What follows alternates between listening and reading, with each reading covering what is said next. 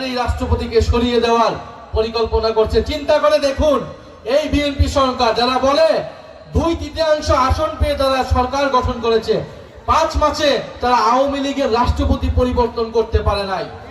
বলে যেই সরকার আওয়ামী লীগের রাষ্ট্রপতি পরিবর্তন করার সক্ষমতা রাখে না, সে দেশ পরিবর্তন করবে কিভাবে?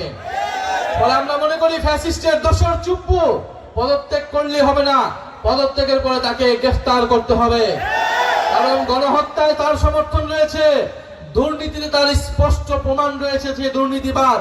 ফলে সেই ব্যক্তিকে অবিলম্বে অপসারণ করে তাকে গ্রেফতার করে বিচারের আওতায় আনতে হবে এবং একজন যোগ্য নিরপেক্ষ অভিভাবক সুলভ ব্যক্তিকে এই বাংলাদেশের জনগণ রাষ্ট্রপতি হিসেবে দেখতে চায়। আমরা দেখেছি বিএনপি সরকার অতীতেও রাষ্ট্রপতি নিয়ে অনেক টালবাহানা করেছেন।